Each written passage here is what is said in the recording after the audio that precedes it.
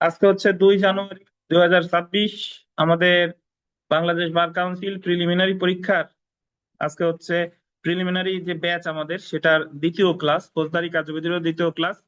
আজকে আমরা আলোচনা করব 9 ধারা, ফৌজদারি কার্যবিধির 9 ধারা। 9 ধারা গতকাল একটু শুরু করেছিলাম। 9 ধারায় বলেছে যে দায়রা আদালতের গঠন। দায়রা আদালতে 3 শ্রেণীর বিচারক থাকে: দায়রা জজ, অতিরিক্ত দায়রা জজ আর যুগ্ম দায়রা জজ। এই পর্যন্ত গতকাল আমরা পড়েছিলাম।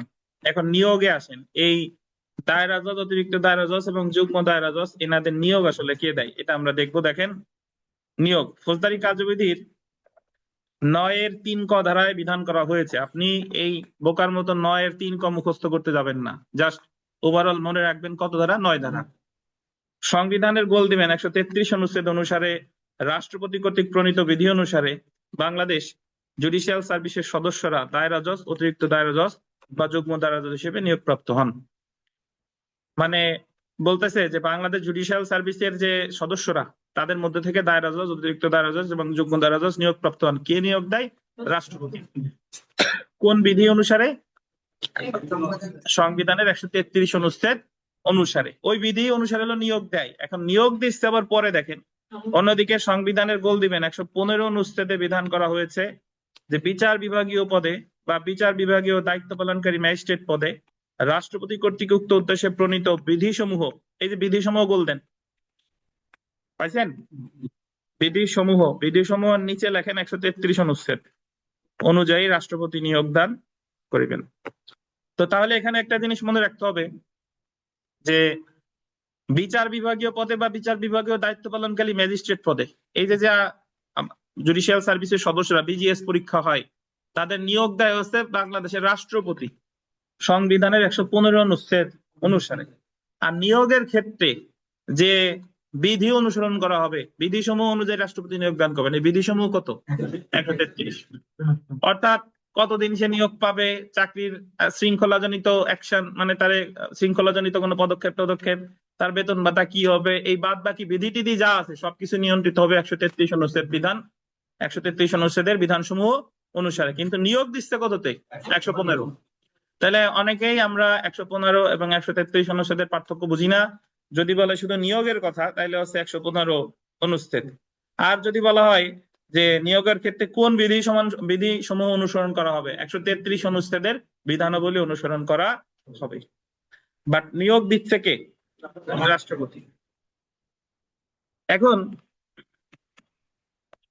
যেহেতু দায়রা জজ বা অতিরিক্ত দায়রা জজ বা যুগ্ম দায়রা জজ বিচার বিভাগীয় পদ, সেহেতু সংবিধানের 115 অনুচ্ছেদের ক্ষমতা বলে এবং 133 অনুচ্ছেদ অধীন প্রণীত বিধিসমূহ অনুযায়ী রাষ্ট্রপতি বাংলাদেশ জুডিশিয়াল সার্ভিসের সদস্যদের মধ্যে হইতে দায়রা জজ, অতিরিক্ত দায়রা জজ এবং যুগ্ম দায়রা জজ নিয়োগ করে। তাহলে জেনে রাখা ভালো, যদি আমরা আসি, জেনে রাখা ভালো যে ফৌজদারি কার্যবিধির 9 ধারার বিধান অনুসারে সরকার দায়রা আদালত গঠন করে। তো দায়রা আদালত গঠনের কথা যদি আসে, দায়রা আদালত গঠন করে কে? সরকার। 2 নম্বরে দেখেন, দায়রা আদালতে বিচারক থাকে, আন্ডারলাইন করেন, 3 স্তরের। কয় স্তরের? 3 স্তরের। 3 স্তরের মধ্যে কে কে থাকতে পারে দেখেন, নিচে দেখেন দায়রা জজ, অতিরিক্ত দায়রা জজ আর কে? যুগ্ম দায়রা জজ। আর ইনাদের নিয়োগ দেয় কে বলেন তো? রাষ্ট্রপতি। কত অনুচ্ছেদে? 115। 115 অনুচ্ছেদের বিধান অনুসরণ করে।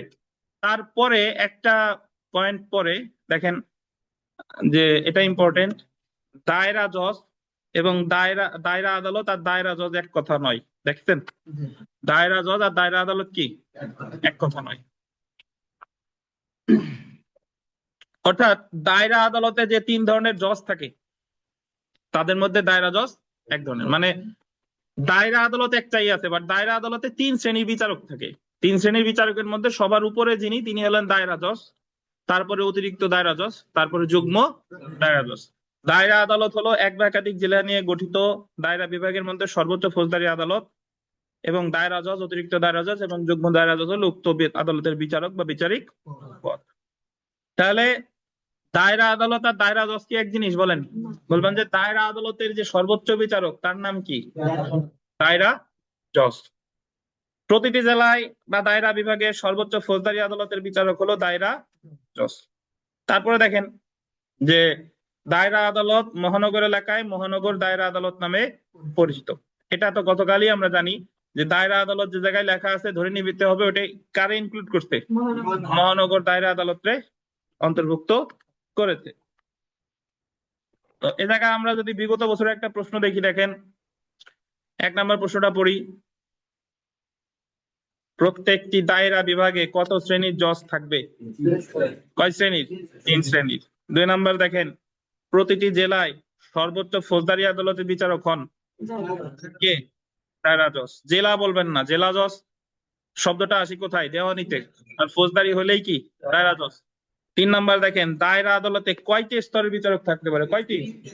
3টি। এই মাহবুব সাহেব, 3টি স্তরের বিচারক কি?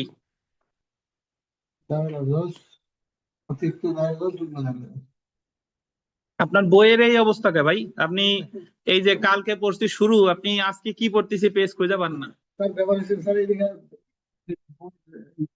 কি হয়ে গেছে আপনার? তো সব বইয়ের এক অবস্থা, আপনি বই বাধাই করেন না কেন?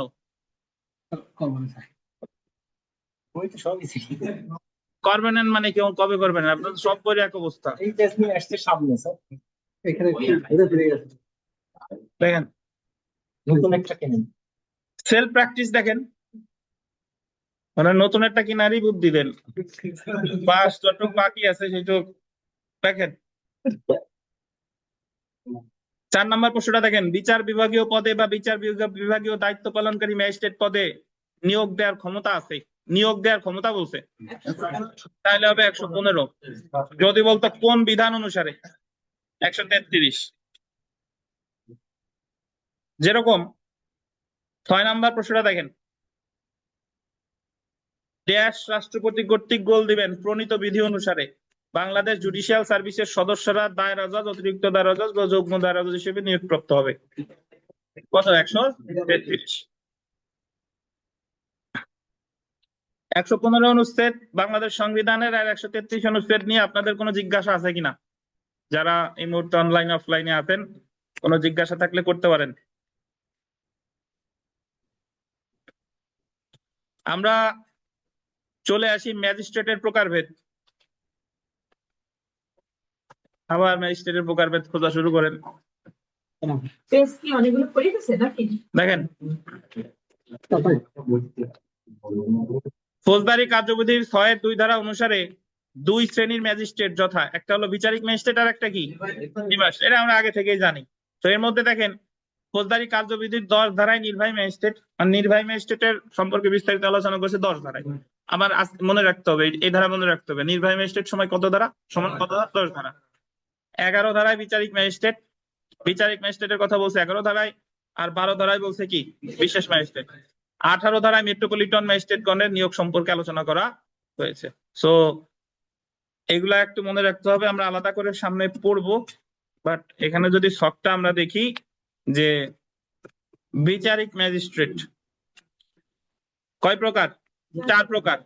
আর ডান সাইডে দেখেন নির্বাহী ম্যাজিস্ট্রেট বা এক্সিকিউটিভ ম্যাজিস্ট্রেট। নির্বাহী ম্যাজিস্ট্রেটের কিন্তু প্রকৃতপক্ষে কোনো শ্রেণী ফৌজদারি কার্যবিধিতে নেই। সো যদি আপনাকে বলো যে নির্বাহী ম্যাজিস্ট্রেট কি কোন শ্রেণী ম্যাজিস্ট্রেট, ওনারা প্রথম শ্রেণী ম্যাজিস্ট্রেট না, ওনারা নির্বাহী ম্যাজিস্ট্রেট, ওনাদের কোনো শ্রেণী বিভাগ উল্লেখ করা হয়নি। দেখেন, আসেন বিচারিক ম্যাজিস্ট্রেট পদ সৃষ্টি। বিচারিক ম্যাজিস্ট্রেট পদ, এটা আসলে অনেক আলোচনা আছে, বিস্তারিত যাব না। যারা জুডিশিয়াল সার্ভিস পরীক্ষা দিবেন তাদের জন্য এই আলোচনা জরুরি। বাট বাংলাদেশ বার কাউন্সিল পরীক্ষায় এই সময় আমরা মানে এখানে অনেক লেখা আছে, বাট আমি একটু সংক্ষেপে বলে দিই যে একটা পর্যায় পর্যন্ত আমাদের তার আগে বলে নিই যে আমাদের বাংলাদেশ সংবিধানের 22 অনুচ্ছেদে আছে যে রাষ্ট্র বিচার বিভাগ, নির্বাহী বিভাগ হতে বিচার বিভাগ পৃথক করতে সচেষ্ট থাকবে। এখন যদি মনে করেন যে রাষ্ট্রের নির্বাহী বিভাগ কারা, নির্বাহী বিভাগ হলো এই যে পুলিশ, তারপরে নির্বাহী ম্যাজিস্ট্রেট, এরা হচ্ছে কি নির্বাহী বিভাগ। বা সরকার, যেটা সরকার সরাসরি কি নির্বাহী বিভাগ। আর বিচার বিভাগ হলো যারা বিচার কার্য করে, এই যে নিম্ন আদালত বলতে নিম্ন আদালতে যে কোর্ট, আর উচ্চ আদালতে হাইকোর্ট, সুপ্রিম কোর্ট আর কি, এরাই হচ্ছে বিচার বিভাগ। এখন আগে যে বিষয়টা ছিল আর কি 2007 সালের আগে, যে আপনার এই বিচার বিভাগ বলতে আলাদা কিছু ছিল না। এই বিচারকদের পরীক্ষা নিয়োগ হতো বাংলাদেশ এই যে আপনার সিভিল সার্ভিস, মানে বিসিএস পরীক্ষার যারা অ্যাডমিন ক্যাডার, সহকারী কমিশনার ভূমি হতো, এখন যাদেরকে বলে যে বলে না নির্বাহী ম্যাজিস্ট্রেট, সহকারী কমিশনার ভূমি হতো কেউ, আর কাউকে পাঠায় দিত এই বিচার বিভাগে বিচার কার্য পরিচালনার জন্য, তাতে তার আইনের ডিগ্রি থাকুক বা না থাকুক, তাকে নির্দিষ্ট একটা ডিগ্রি দিয়ে, এমন না যে কারো আইনের ডিগ্রি থাকতো না, আইনের ডিগ্রি থেকেই হতো, বাট আবার অন্যান্য ক্ষেত্রে কেউ দেখা গেলো ইংলিশ থেকে পড়ে আসছে, সে এই নির্বাহী ম্যাজিস্ট্রেট হয়েছে, সে বিচার কার্য পরিচালনা করতেছে। আর এটা আর একটা হচ্ছে যে বিচারকদের আলাদা কোনো পরীক্ষার মাধ্যমে নিয়োগ দেওয়া হতো না, বিচারক হওয়ার ক্ষেত্রে এলএলবি ডিগ্রি লাগবে, এটা বাধ্যতামূলক ছিল না। আর বিচারকদের বেতন ভাতা পদোন্নতি এগুলো সব কন্ট্রোল করতো কারা? নির্বাহী বিভাগ। নির্বাহী বিভাগ। তো পরবর্তীতে 2007 সালে এই বিচার বিভাগ থেকে নির্বাহী বিভাগ থেকে বিচার বিভাগ পৃথক করা হয়, বাট এর ইতিহাস আরো ব্যাপক। 1995 সালে মাজদার হোসেন সাহেব, কিছুদিন আগে আপনারা ওনারা টিভিতে দেখছেন, ফেসবুকে দেখছেন, মাজদার হোসেন একজন অবসরপ্রাপ্ত জেলা ও দায়রা জজ, উনি সহ 200-এর অধিক বিচারকরা রিট করে যে কেন নির্বাহী বিভাগ থেকে বিচার বিভাগ পৃথক হবে না। তো ওনারা রিট করার পর ওই মামলার রিট করলো 95 সালে, রিট মানে হলো হাইকোর্ট ডিভিশনে মামলা করা, ওই মামলার রায় দিল 95-তে, তো 97-তে রায় দিল, ওই রায়ের বিরুদ্ধে আবার আপিল করলো সরকার, এরপর আপিল বিভাগ রায় দিল 1999 সালে। 1999 সালে বাংলাদেশ সুপ্রিম কোর্ট রায় দিল যে নির্বাহী বিভাগ থেকে বিচার বিভাগ রাষ্ট্রকে পৃথক করতে হবে, আদেশ দিয়ে দিল। কিন্তু তৎকালীন ক্ষমতায় ছিলেন আওয়ামী লীগ সরকার, ওনারা তো 99, 2000, 2001 1 অক্টোবর পর্যন্ত ছিলেন, ওনারা এই পদক্ষেপ নেন নাই। এরপর 4 দলীয় ঐক্যজোট সরকার ক্ষমতা আসে 2001 থেকে 2006 পর্যন্ত, ওনারাও পৃথক করে নাই। এরপর 2007 সালে ফখরুদ্দিন মঈনুদ্দিন সাহেবরা যখন আসলেন, ওনারা মাত্র ফৌজদারি কার্যবিধি সংশোধন করছে, মানে কেবল পদক্ষেপ হাতে নিছিল, বাট ওনারাও টোটাল প্রক্রিয়াটা সুসম্পন্ন করে যেতে পারেন নাই। তারপরে 2009 সালে যখন আবার আওয়ামী লীগ সরকার আসে, ওনারা আপনার এই বিচার বিভাগ পৃথক করে, অর্থাৎ ফৌজদারি কার্যবিধিতে জুডিশিয়াল ম্যাজিস্ট্রেট পদটা সৃষ্টি করা হয়, এবং তখন থেকে নিয়ম করা হয় যে জুডিশিয়াল ম্যাজিস্ট্রেটের নিয়োগ পরীক্ষা আলাদা হবে, এটা আর বাংলাদেশ সিভিল সার্ভিস বা বিসিএস এর মাধ্যমে নিয়োগ পাবে না। এখন ওনরা করলেও ওনরা 75% পর্যন্ত ধরেন করছে, কিন্তু ওনরা তো এই যে 2009 থেকে এই যে 2024 পর্যন্ত ক্ষমতায় ছিল, ওনরা সচিবালয়টা আলাদা করে নাই, সচিবালয় সে নির্বাহী বিভাগের মধ্যেই ছিল। পরবর্তীতে 24-এ যে আন্দোলন হলো, অন্যান্য সরকার আসলো, এই যে সর্বশেষ 2025 সালে এসে এই বিচার বিভাগের জন্য আলাদা সচিবালয় প্রতিষ্ঠা করা হলো। তাহলে কাগজে কলমে একেবারে যদি বলেন 100% যে বিচার বিভাগের স্বাধীনতা নিশ্চিত হয়েছে কত সালে? 2025 সালে। এটা হলো কাগজে কলমে, কিন্তু মানসিক ভাবে স্বাধীন হতে হলে বিচারকদের আরো কতকাল সময় লাগবে তার কোনো বিধান নাই, বাট সেটা আমরা পরের ব্যাপারে আসি। তাহলে আমি মনে রাখবো বিচার বিভাগ স্বাধীন হয়েছে 2007 সালে 1 নভেম্বর, 1 নভেম্বর, বাট ফৌজদারি কার্যবিধিটা সংশোধন করতে হলো 2009 সালে।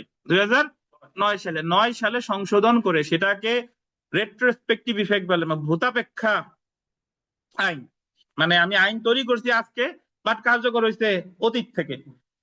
ফৌজদারি কার্যবিধি সংশোধন করছে 2009 সালে, বাট বলে দিছে এটা কার্যকর হবে 2007 সালের 1 নভেম্বর হতে। সো এই হচ্ছে কাহিনী। আমরা জাস্ট কি কি মনে রাখবো সেটা একটু দেখাই, যে গণপ্রজাতন্ত্রী বাংলাদেশ সংবিধানে বলবেন 22 অনুচ্ছেদ অনুযায়ী রাষ্ট্রের নির্বাহী অঙ্গ সমূহ হতে বিচার বিভাগ পৃথকীকরণ রাষ্ট্র পরিচালনার একটি অন্যতম কি মূলনীতি। তাহলে নির্বাহী বিভাগ থেকে বিচার বিভাগ পৃথক করতে হবে, বাংলাদেশ সংবিধানের কত অনুচ্ছেদ? 22। সংবিধানের 22 অনুচ্ছেদে উল্লেখিত নির্বাহী বিভাগ হতে বিচার বিভাগ পৃথকীকরণ সংক্রান্ত গুরুত্বপূর্ণ মূলনীতিটি বাস্তবায়নে সর্বোচ্চ আদালত নির্দেশনা দিয়েছে। এটা মনে রাখতে হবে, একটু আন্ডারলাইন করেন।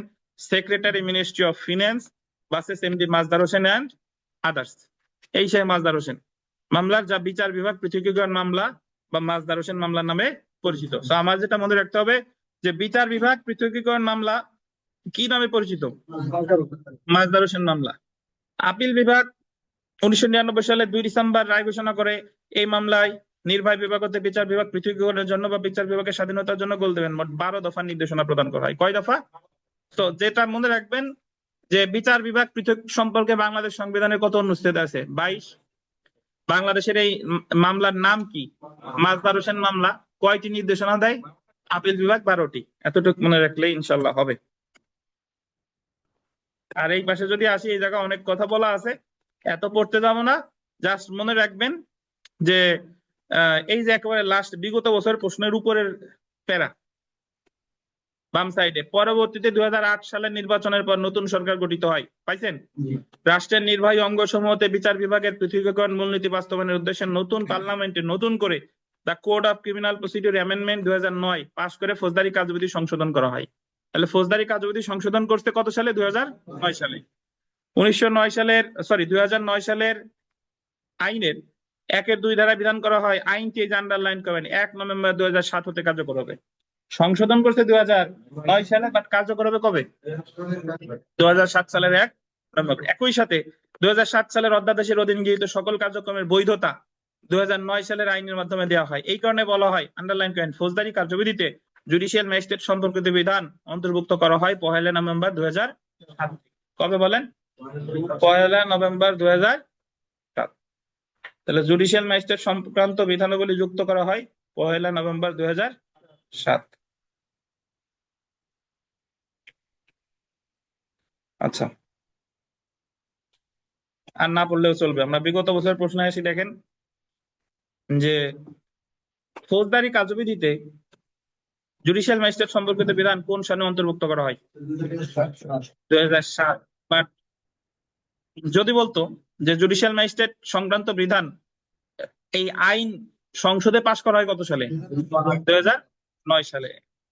2 নম্বর প্রশ্নটা দেখেন, ফৌজদারি কার্যবিধিতে ম্যাজিস্ট্রেটগণকে প্রধানত কয় ভাগে ভাগ করছে? কি কি? বিচারিক আর। এবার আমরা চলে আসি, দেখেন ম্যাজিস্ট্রেট আদালত।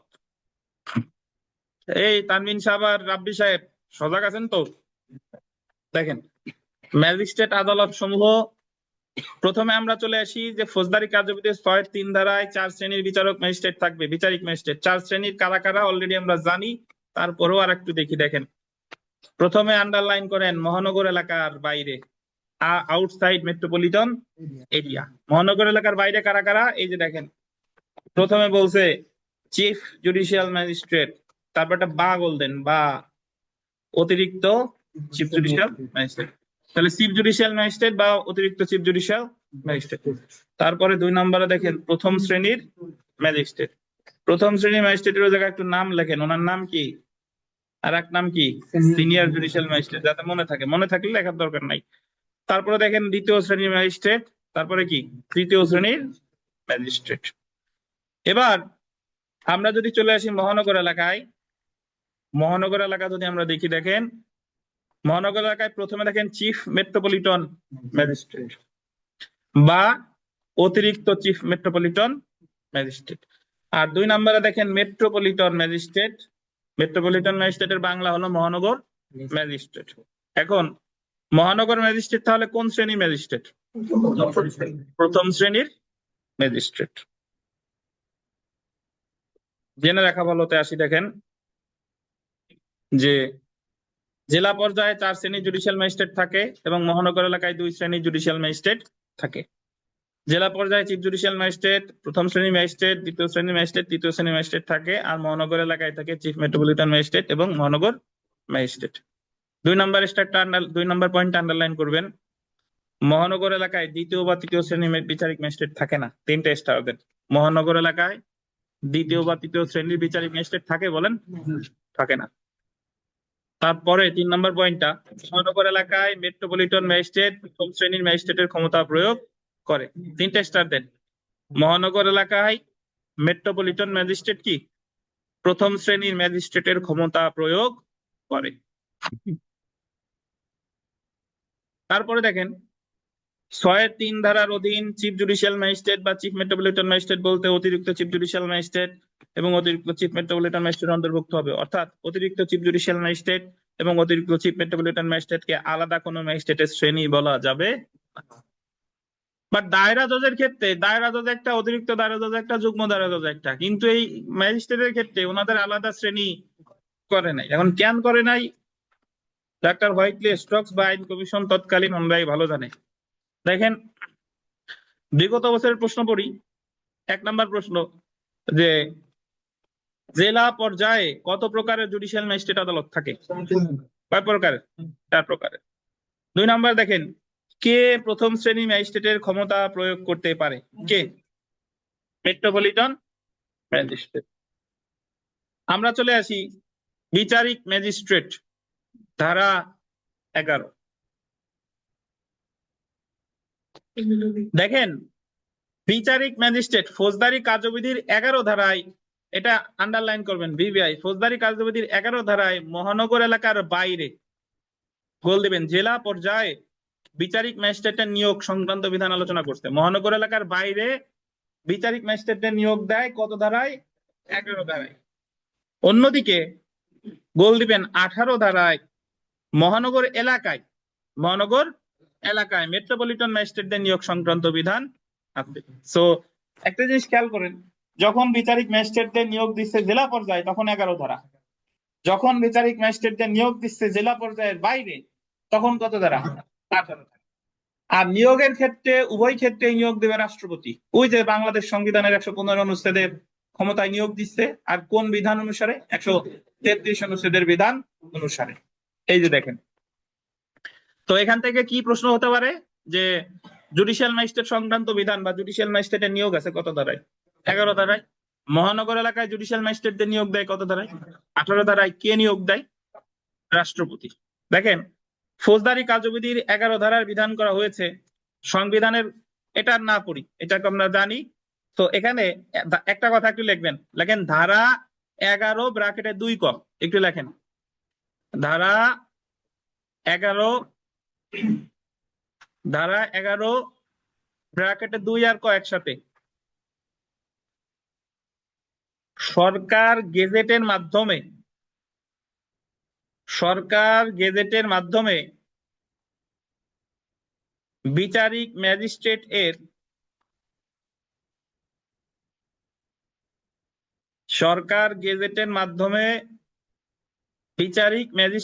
এর বসার স্থান নির্ধারণ করবেন। বসার স্থান মানে হলো বিচারের স্থান, ঠিক আছে? মানে উনি কোন জায়গায় বসে বিচার করবে, ওটা কি প্লাস্টিকের চেয়ার নাকি কাঠের চেয়ার, আবার ওই বসার স্থান পাবেন না, বসার স্থান নির্ধারণ করবেন। 2000 কত সাল বলেন? 2012 সালের সংশোধনী। এমন সংশোধনী এই মুহূর্তে মনে না রাখলেও চলবে। তো তাহলে যদি পরীক্ষার প্রশ্ন আসে যে বিচারিক ম্যাজিস্ট্রেট কোন স্থানে বসে বিচার কার্য পরিচালনা করবেন, এটা কে নির্ধারণ করবে? কে নির্ধারণ করবে? সরকার। আর এই জায়গায় ওই যে 18 ধারা পড়তে যাবো না, 18 ধারা ওই 11তে যা আছে 18তেও তাই আছে। তো সরাসরি আমরা চলে আসি। আচ্ছা, চলে আসার আগে আরেকটা কথা একটু লেখেন, তারপরে বলি যে ধারা 11 এর 4 অনুসারে, 11 ব্র্যাকেটে 4 অনুসারে, ধারা 11 এর 4 অনুসারে সরকার হাইকোর্ট বিভাগের সাথে পরামর্শ করে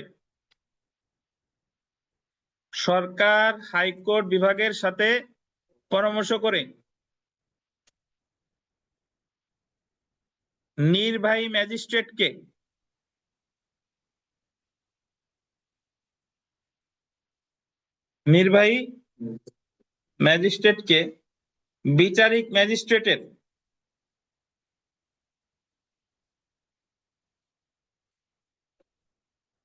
বিচারিক ম্যাজিস্ট্রেটের ক্ষমতা অর্পণ করতে পারে। নির্বাহী ম্যাজিস্ট্রেটকে বিচারিক ম্যাজিস্ট্রেটের কি ক্ষমতা অর্পণ করতে পারে। আবার বলি, ধারা 11 এর 4 অনুসারে সরকার হাইকোর্ট বিভাগের সাথে পরামর্শ করে নির্বাহী ম্যাজিস্ট্রেটকে বিচারিক ম্যাজিস্ট্রেটের ক্ষমতা অর্পণ করতে পারে বা দিতে পারে, যাই লেখেন না কেন। এরপরে নিচে একটু স্টার দিয়ে লেখেন 2টা পয়েন্ট। একটা লিখবেন নির্ধারিত মেয়াদের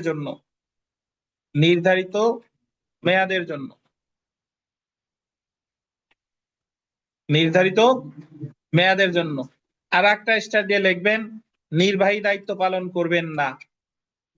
নির্বাহী দায়িত্ব পালন করবেন না।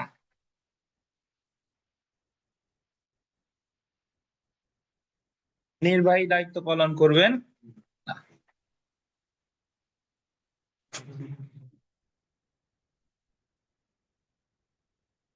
দেখেন, আমি একটু ব্যাখ্যা দিই, এটা ইম্পর্টেন্ট, এখান থেকে প্রশ্ন আসতে পারে যে এখন সাধারণত নির্বাহী ম্যাজিস্ট্রেট বিচার কার্য পরিচালনা করেন না, নির্বাহী ম্যাজিস্ট্রেট প্রশাসনিক কাজ করেন। ওই যে ওনার যে দায়িত্ব, সেই দায়িত্ব জেলা প্রশাসন বা যদি সহকারী কমিশনার ভূমির যে দায়িত্ব বা নির্বাহী ম্যাজিস্ট্রেটের এমনি যে দায়িত্ব আছে সেগুলা করেন, কিন্তু উনি বিচার কার্য পরিচালনা করার এখতিয়ার ওনার আর নাই।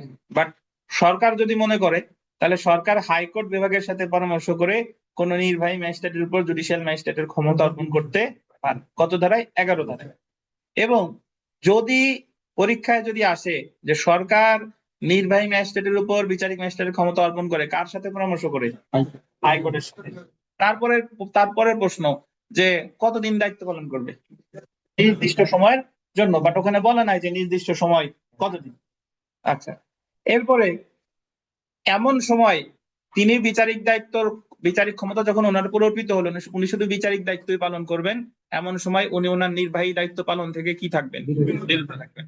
তাহলে এটাও একটা যে নির্বাহী ম্যাজিস্ট্রেটের উপর বিচারিক ম্যাজিস্ট্রেট ক্ষমতা অর্পণ করলে তিনি কোন কোন দায়িত্ব পালন করবেন? শুধুমাত্র কি বিচারিক দায়িত্ব, নির্বাহী দায়িত্ব পালন হতে কি থাকবেন? বিরত থাকবেন। জি, নির্বাহী ম্যাজিস্ট্রেট কে? আচ্ছা, আর একটু ধৈর্য ধারণ করেন, আসতেছি। আচ্ছা, আমরা জেনে রাখা ভালোতে আসি। দেখেন, জেনে রাখা ভালো। আচ্ছা, অনলাইনে একজন কি যেন প্রশ্ন আছে, আপনার প্রশ্ন নিচ্ছে, আগে জেনে রাখা ভালোটা পড়ি। দেখেন, অতিরিক্ত জেলা ও দায়রা জজকে সরকার চিফ জুডিশিয়াল ম্যাজিস্ট্রেট বা চিফ মেট্রোপলিটন ম্যাজিস্ট্রেট হিসেবে দায়িত্ব দিয়ে থাকে। 3টে স্টার দেন। এই কথা ফৌজদারি কার্যবিধির কোথাও নেই, বাট আমার মনে রাখতে হবে যে বাস্তবে যদি দায়রা জজের কাছে দায়রা আদালতে যান, ওই জায়গার যিনি অতিরিক্ত জেলা ও দায়রা জজ, ওনার যদি আপনি চিফ জুডিশিয়াল ম্যাজিস্ট্রেটের কাছে এসে বসাইতে চান, তাহলে ওনার পদমর্যাদা হবে চিফ জুডিশিয়াল ম্যাজিস্ট্রেট বা চিফ মেট্রোপলিটন ম্যাজিস্ট্রেট। একই পদমর্যাদা। ম্যাজিস্ট্রেট কোর্টে আসলে ওনার এই পদমর্যাদা, আর দায়রা জজের কাছে গেলে, দায়রা আদালতে গেলে দায়রা অতিরিক্ত জেলাও দায়রা জজ। হ্যাঁ, অনলাইনে কার জন্য প্রশ্ন ছিল, বলেন। আসসালামু আলাইকুম স্যার, তাহিয়া বলছিলাম। হ্যাঁ, বলেন। স্যার বলছি যে বিচারের যে স্থান নির্ধারণ করবে, এটা সরকার নির্ধারণ করবে। এখন স্যার বিচার তো কোর্টেই হয়, মানে এটা আলাদা করে নির্ধারণ করার ব্যাপারটা বুঝি নাই। এখানে বিচারের স্থান নির্ধারণ মানে সে কোন কোর্টে সে বিচার কার্যক্রম পরিচালনা করবেন সেটা। এখানে স্থান নির্ধারণ বলতে কোর্টেই বোঝানো হচ্ছে, এমন না যে ওনারে আলাদা কোর্ট ছাড়া অন্য কোনো জায়গায় বসে বিচারের ক্ষমতা দিবে। বুঝছেন? জি স্যার, বুঝতে পারছি, মানে কে ফার্স্ট ক্লাস সেকেন্ড ক্লাস এটা নির্ধারণ করবে। না, ওইটা নির্ধারণ তো এমনিতেই চাকরির সাথে সাথে সে নির্ধারণ করবে। এই জায়গা তো বলছে যে বিচারের স্থান, বসার স্থান মানে হলো যে কোথায় সে বসে বিচার কার্যক্রম পরিচালনা করবে। সে কি গোপালগঞ্জে, সুনামগঞ্জে, নাকি ও আচ্ছা ফেনীতে, আচ্ছা, কোন জায়গা? ঠিক নির্ধারণ হবে। আচ্ছা স্যার, বুঝতে পারছি। আচ্ছা, দেখেন, তাহলে বিগত বছরের প্রশ্ন দেখেন যে বিচার বিভাগীয় দায়িত্ব পালনকারী ম্যাজিস্ট্রেট পদে নিয়োগ দান করেন বাংলাদেশের কে বলেন? রাষ্ট্রপতি। যত জায়গায়, মেইনলি সব জায়গায় রাষ্ট্রপতি হয়, দু এক জায়গায় রাষ্ট্রপতি না থাকলে কি হবে? সরকার। আর একটা ওই যে ক্লার্ক অফ দা স্টেট, ওরে নিয়োগ দেয় কে? প্রধান বিচারপতি। 2 নাম্বার প্রশ্নটা দেখেন, সেলফ প্র্যাকটিসের। জেলা পর্যায়ে কত প্রকারের বিচারিক ম্যাজিস্ট্রেট থাকতে পারে? কত প্রকার? 4 প্রকার। 3 নম্বর দেখেন, মেট্রোপলিটন এলাকায় কত প্রকার বিচারিক ম্যাজিস্ট্রেট থাকে? কত প্রকার? 2 প্রকার। এই জায়গায় মোটামুটি যা আছে পারবেন। 12 নম্বর প্রশ্নটা আমরা পড়ি। মহানগর এলাকায় প্রথম শ্রেণীর ম্যাজিস্ট্রেট কি নামে পরিচিত? মহানগর ম্যাজিস্ট্রেট। তারপরে 15 নম্বর প্রশ্নটা পড়ি, দেখেন, সাধারণত মহানগর এলাকায় নিম্নলিখিত কোন ধরনের ম্যাজিস্ট্রেট থাকে না? দ্বিতীয় বা তৃতীয় শ্রেণীর ম্যাজিস্ট্রেট। তারপরে দেখেন 16 নম্বর, সরকার চিফ মেট্রোপলিটন ম্যাজিস্ট্রেট বা চিফ জুডিশিয়াল ম্যাজিস্ট্রেটের দায়িত্ব দিয়ে থাকে অতিরিক্ত জেলা ও দায়রা জজকে। তো এরপরে যেটা মনে রাখবেন, 18 নম্বর, প্রত্যেক মহানগর এলাকায় অতিরিক্ত চিফ মেট্রোপলিটন ম্যাজিস্ট্রেট নিয়োগ দিতে পারে কে? সরকার। এখন দেখেন, এই জায়গা কিন্তু রাষ্ট্রপতি নাই, তো এটা সরকারি। এখন আমরা চলে এসে নির্বাহী ম্যাজিস্ট্রেট। তাহলে বিচারিক ম্যাজিস্ট্রেট আছে 11 ধারায় আর 18 ধারায়। জেলা পর্যায়ে হলে 11 ধারায়, আর জেলা পর্যায়ের বাইরে মানে মেট্রোপলিটন এলাকা হলে 18 ধারায়। এখন আমরা চলে এসে নির্বাহী ম্যাজিস্ট্রেট। একজন জিজ্ঞাসা করছেন, স্যার নির্বাহী ম্যাজিস্ট্রেট কে হয়? নির্বাহী ম্যাজিস্ট্রেট হয় হলো বাংলাদেশ সিভিল সার্ভিস বিসিএস পরীক্ষায় প্রশাসন ক্যাডারে যারা নিয়োগপ্রাপ্ত হয়, তাদের মধ্যে সরকার যাদেরকে ক্ষমতা অর্পণ করে তারাই হয় হচ্ছে কি নির্বাহী ম্যাজিস্ট্রেট। এই নির্বাহী ম্যাজিস্ট্রেটের সর্বোচ্চ পদ হচ্ছে জেলা ম্যাজিস্ট্রেট। জেলা ম্যাজিস্ট্রেট কে যারে বলেন যে ডিসি বলেন, ওনার অ্যাকচুয়ালি উনি ব্যক্তি একজন, বাট উনি তিনটা বড় পদ ধারণ করেন। উনি ডিএম, ফৌজদারি কার্যবিধি অনুসারে উনি ডিস্ট্রিক্ট ম্যাজিস্ট্রেট। এরপরে ডিস্ট্রিক্ট ম্যাজিস্ট্রেটের পরে উনি যখন জমি জমার কাজ করে দেওয়ানি কার্যবিধি অনুসারে ওনার নাম ডিসি, ডিস্ট্রিক্ট কালেক্টর। আর যখন উনি জেলা প্রশাসনের কাজ করেন তখন ওনাকে বলে ডেপুটি কমিশনার, ওইটাও ডিসি। বাট এক ডিসি অর্থ ডিস্ট্রিক্ট কালেক্টর, আর এক ডিসি অর্থ কি ডেপুটি কমিশনার। এবং নির্বাহী ম্যাজিস্ট্রেট পদটা ওই জেলা ম্যাজিস্ট্রেট যিনি, উনিও যেরকম নির্বাহী ম্যাজিস্ট্রেট, আবার আজকে যে বিশেষ পরীক্ষাতে গেজেট হয়ে নিয়োগদান করছে সরকার ক্ষমতা দিলে সেও নির্বাহী ম্যাজিস্ট্রেট। দুইজনের ক্ষমতা কি সমান। এবং ডিস্ট্রিক্ট ম্যাজিস্ট্রেটের ক্ষমতা 2007 সালের আগ পর্যন্ত উনি ছিলেন একটা জেলার ফৌজদারি দিক দিয়েও হেড, দেওয়ানির দিক দিয়েও হেড। কিন্তু বর্তমানে ওনার ওই বিচার বিভাগ পৃথক হওয়ার পর থেকে ওনার এই বিচারিক ফাংশন আর নাই। বিচারিক দিক থেকে এখন তো ওই যে চিফ জুডিশিয়াল ম্যাজিস্ট্রেট হচ্ছে ম্যাজিস্ট্রেটদের মধ্যে সর্বোচ্চ। আর জেলা পর্যায়ে যদি বিচারিক পদ বলেন তাহলে কি দায়রা জজ, জেলাও দায়রা জজ। জি, তো একটু যদি পড়ি দেখেন যে প্রত্যেক জেলা ও মেট্রোপলিটন এলাকায় গোল দিবেন সরকার, এই যে যত সংখ্যক প্রয়োজন মনে করে তত সংখ্যক ব্যক্তিকে নির্বাহী ম্যাজিস্ট্রেট হিসেবে নিয়োগ করতে পারে। কোথায়? প্রত্যেক জেলা ও মেট্রোপলিটন এলাকায় যত সংখ্যক মনে করে তত সংখ্যক, এবং তাদের মধ্যে হতে একজনকে জেলা ম্যাজিস্ট্রেট হিসেবে নিয়োগ করবে আর কি। এরপরে দেখেন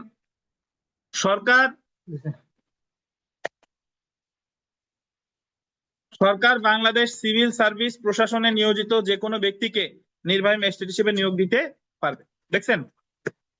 এখন আমরা চলে আসি যে যে কোনো জেলা বা উপজেলায় নিয়োগপ্রাপ্ত সহকারী কমিশনার, অতিরিক্ত ডেপুটি কমিশনার মানে এডিসি যারা বলে, থানা নির্বাহী অফিসার টিওনো, বর্তমান বলে উপজেলা নির্বাহী অফিসার ইওনো, নির্বাহী ম্যাজিস্ট্রেট বলে গণ্য হবে এবং তারা তাদের এলাকায় নির্বাহী ম্যাজিস্ট্রেটের ক্ষমতা প্রয়োগ করতে পারবে।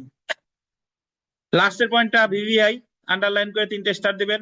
মেট্রোপলিটন এলাকায় সরকার যে কোনো পুলিশ কমিশনারকে নির্বাহী ম্যাজিস্ট্রেটের ক্ষমতা অর্পণ করতে পারে, 10/7, 3টে স্টার দেন। মেট্রোপলিটন এলাকায় যে কোনো পুলিশ কমিশনারকে নির্বাহী ম্যাজিস্ট্রেটের ক্ষমতা অর্পণ করতে পারে কে? সরকার। এইটুকু মনে রাখতে হবে। তো তাহলে এই ধরনের প্রশ্ন আসতে পারে যে নির্বাহী ম্যাজিস্ট্রেট সম্পর্কে আলোচনা করছে কত ধারায়? 10 ধারায়। আর বিচারিক ম্যাজিস্ট্রেট সম্পর্কে 11 আর 18। এর মধ্যে মেট্রোপলিটন এলাকা হলে 18 আর মেট্রোপলিটন এলাকার বাইরে হলে 11। তাহলে মিলন সাহেব, বিচারিক ম্যাজিস্ট্রেটের নিয়োগ দেয় কে? সরকার নাকি প্রধান বিচারপতি? সরকার। আকিনুর? তানবিন সাহেব? প্রধান বিচারপতি। যাক, তাহমিনা বলেন রাষ্ট্রপতি। আপনারা তো আমার অবাধ্য হন নেই যে স্যার যা বলছে আমরা তার ভিতরেই থাকবো, আমরা মাতবাড়ি করবো না। সরকারও দেয় না, কে? প্রধান বিচারপতিও দেয় না, নিয়োগ দেয় কে? রাষ্ট্রপতি। মাঝে মাঝে একটু চিন্তা করবেন, একটু শুনবেন যে প্রশ্ন কি।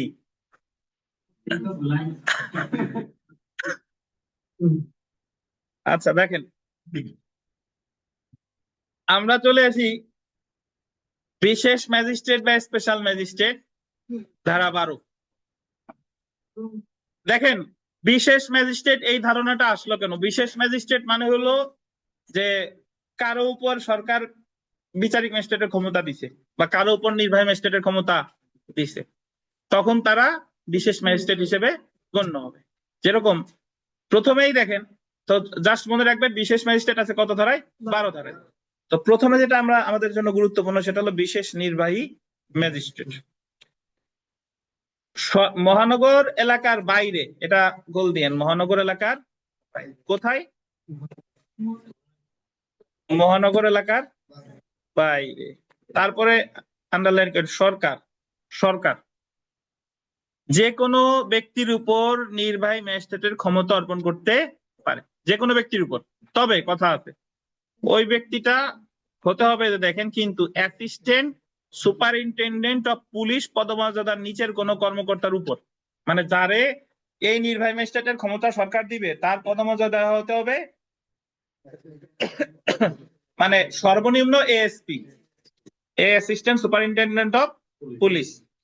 এই যে অ্যাসিস্ট্যান্ট সুপারিনটেন্ডেন্ট অফ পুলিশ পদমর্যাদা নিচের কোন কর্মকর্তার উপর এমন ক্ষমতা অর্পণ করবে না। যে ব্যক্তির উপর এমন ক্ষমতা অর্পণ করা হয় সে হচ্ছে বিশেষ নির্বাহী ম্যাজিস্ট্রেট বলে গণ্য হবে। সরকার এই যে সারা বাংলাদেশের সেনাবাহিনীর কর্মকর্তাদের যে ম্যাজিস্ট্রেসি পাওয়ার দিছে সেটা হলো এই যে এই ধারা, বুঝছেন? কোন এলাকার বাইরে? মেট্রোপলিটন এলাকার বাইরে। এএসপি পদমর্যাদার উপরে দেখবেন যে সেনাবাহিনীর যারা সৈনিক তারা কিন্তু এই নির্বাহী ম্যাজিস্ট্রেটের পাওয়ার নাই। যারা অফিসার অ্যাটলিস্ট সর্বনিম্ন হচ্ছে সেকেন্ড লেফটেন্যান্ট, তারপর লেফটেন্যান্ট, ক্যাপ্টেন, মেজর, ওনাদের এই যে জায়গার যে দায়িত্বে আছে তারা ম্যাজিস্ট্রেসি পাওয়ার এক্সারসাইজ করতেছে। তাহলে শুধু যে তাদের উপর দিতে পারে তা না, ওই পদমর্যাদার অন্য কোনো ব্যক্তির উপরও দিতে পারে। তখন তাদের নাম হবে কি? বিশেষ নির্বাহী ম্যাজিস্ট্রেট। সো আপনার ধারা উপধারা মনে থাক বা না থাক, যেটা মনে রাখতে হবে যে সরকার কোন পদমর্যাদার সম্পন্ন কোনো ব্যক্তিরে বিশেষ নির্বাহী ম্যাজিস্ট্রেটের ক্ষমতা দিতে পারে? এএসপি পদমর্যাদার নিচে নয়, মানে সর্বনিম্ন এএসপি। কোন এলাকার বাইরে? মেট্রোপলিটন এলাকার বাইরে। তখন তার নাম হবে কি? বিশেষ নির্বাহী ম্যাজিস্ট্রেট। ধন্যবাদ। এরপরে আমরা চলে আসি পরেরটায়, দেখেন বিশেষ ম্যাজিস্ট্রেট। বিশেষ ম্যাজিস্ট্রেট একটা জিনিস মনে রাখবেন যে যে জায়গায় বিচারিক ম্যাজিস্ট্রেটের বিধিবিধান আছে ওই জায়গায় সরকার একা একা মাতব্বরে কোনো সিদ্ধান্ত নিবে না। যে জায়গায় নির্বাহী ম্যাজিস্ট্রেট রিলেটেড কথা আছে সেই জায়গায় সরকার একাই নেই। আর বিচারিক ম্যাজিস্ট্রেট থাকতে উনি সবসময় পরামর্শ করবে হাইকোর্ট বিভাগের সাথে। তাহলে প্রথমে আমরা বিশেষ নির্বাহী ম্যাজিস্ট্রেট পড়লাম। এটা দেখেন 12(3) ধারা অনুসারে গোল দিবেন সরকার, তারপরে গোল দিবেন হাইকোর্ট বিভাগের সাথে পরামর্শ করে। তাহলে এই জায়গায় সরকার পরামর্শ করতেছে কার সাথে? হাইকোর্ট বিভাগের সাথে। তারপরেও গোল দিবেন মেট্রোপলিটন এলাকার বাইরে। তাহলে আগেরটাও কিন্তু মেট্রোপলিটন এলাকার বাইরে, এটাও কি মেট্রোপলিটন এলাকার বাইরে। আগে ক্ষমতা দিছিল নির্বাহী ম্যাজিস্ট্রেটের, আর এটা যে কোনো ম্যাজিস্ট্রেটের উপর, দেখেন যে কোনো ম্যাজিস্ট্রেটের উপর প্রথম, দ্বিতীয় বা তৃতীয় শ্রেণীর ম্যাজিস্ট্রেটের উপর অর্পণযোগ্য যে কোনো ক্ষমতা প্রদান করতে পারে। যে কোনো ম্যাজিস্ট্রেটের উপর মানে হলো এই জায়গা যারে ক্ষমতা দিচ্ছে সে অলরেডি ম্যাজিস্ট্রেট, তার উপর আবার ক্ষমতা দিচ্ছে প্রথম, দ্বিতীয় ও তৃতীয় শ্রেণীর। এখন যদি বলেন স্যার সে অলরেডি ম্যাজিস্ট্রেট, তাইলে ওনার উপর আবার বিশেষ ক্ষমতা দেওয়ার দরকার কি? ধরেন এক এলাকায় 2 জন দ্বিতীয় শ্রেণীর ম্যাজিস্ট্রেট আছে এক স্টেশনে, ওই জায়গায় প্রথম শ্রেণীর কোনো ম্যাজিস্ট্রেট নাই, তখন ওই দ্বিতীয় শ্রেণীর ম্যাজিস্ট্রেট 2 জনের উপরই সরকার কি ক্ষমতা দিতে পারে?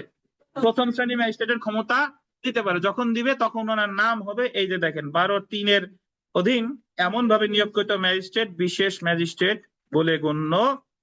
তাহলে আগেরটার সাথে এটার পার্থক্য দেখেন, আগে যার উপর বিশেষ নির্বাহী ম্যাজিস্ট্রেটের ক্ষমতা দিছে সে কি নির্বাহী ম্যাজিস্ট্রেট ছিল? না, সে অন্য কোনো ক্যাডারে ছিল বা অন্য কোনো অফিসার ছিল। তারে যে যখন নির্বাহী ম্যাজিস্ট্রেটের ক্ষমতা দিছে তখন হচ্ছে বিশেষ নির্বাহী ম্যাজিস্ট্রেট। আর এখন যারে ক্ষমতা দিছে সে অলরেডি একজন বিচারিক ম্যাজিস্ট্রেট, বাট ওনার উপরে যখন প্রথম, দ্বিতীয় এবং তৃতীয় শ্রেণীর ম্যাজিস্ট্রেটের ক্ষমতা অর্পণ করলো তখন ওনার নাম হয়ে গেল কি? বিশেষ ম্যাজিস্ট্রেট। কোন এলাকার বাইরে? মহানগর এলাকার বাইরে। তাহলে আমরা প্রথমে জানলাম বিশেষ নির্বাহী ম্যাজিস্ট্রেট, পরে জানলাম কি? বিশেষ ম্যাজিস্ট্রেট। উভয় ক্ষেত্রেই কোন এলাকার বাইরে? মহানগর এলাকার বাইরে। প্রথম ক্ষেত্রে কিন্তু হাইকোর্টের সাথে পরামর্শ করে নাই, দ্বিতীয় ক্ষেত্রে হাইকোর্টের সাথে পরামর্শ করেছে। বুঝছেন?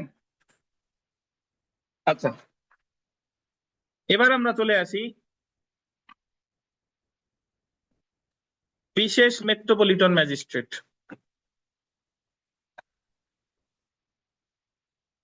যেহেতু মেট্রোপলিটন নামের সাথে আছে তার মানে এটা কোন জায়গায়? মেট্রোপলিটন এলাকায়। দেখেন 12(5) ধারা অনুসারে আবার বলবেন সরকার, আবার দেখেন হাইকোর্ট বিভাগের সাথে কি করে পরামর্শ করে। এই আগের দুইটা ছিল মেট্রোপলিটন এলাকার বাইরে, এটা হলো মেট্রোপলিটন এলাকায়। মেট্রোপলিটন এলাকায় মেট্রোপলিটন ম্যাজিস্ট্রেটের উপর অর্পণযোগ্য যে কোনো ক্ষমতা যে কোনো মেট্রোপলিটন ম্যাজিস্ট্রেটের উপর প্রদান করতে পারে। মানে অলরেডি সে মেট্রোপলিটন ম্যাজিস্ট্রেট আছে, বাট তার উপর আবার বিশেষ ক্ষমতা দিচ্ছে। তখন একজন মেট্রোপলিটন ম্যাজিস্ট্রেটের উপর যখন অলরেডি তো সে ম্যাজিস্ট্রেট আবার যখন ক্ষমতা দিচ্ছে তখন সেটাকে কি বলতেছে, বিশেষ মেট্রোপলিটন ম্যাজিস্ট্রেট। তাহলে প্রকৃতপক্ষে যদি দেখেন এই 12তে বিশেষ ম্যাজিস্ট্রেট মোট কয় প্রকারের কথা বলছে? 3 প্রকার। একটা হলো বিশেষ নির্বাহী ম্যাজিস্ট্রেট মেট্রোপলিটন এলাকার বাইরে, বিশেষ ম্যাজিস্ট্রেট মেট্রোপলিটন এলাকার বাইরে, বিশেষ মেট্রোপলিটন ম্যাজিস্ট্রেট মেট্রোপলিটন এলাকার কি ভেতরে। বুঝছেন? তো তার মধ্যে 2 শ্রেণী কিন্তু অলরেডি ম্যাজিস্ট্রেট আছে, বাট তারপরে আবার তারা বিশেষ ক্ষমতা দিছে। শুধু নির্বাহী ম্যাজিস্ট্রেটের ক্ষেত্রে যারে ক্ষমতা দিছে সে অলরেডি নির্বাহী ম্যাজিস্ট্রেট না।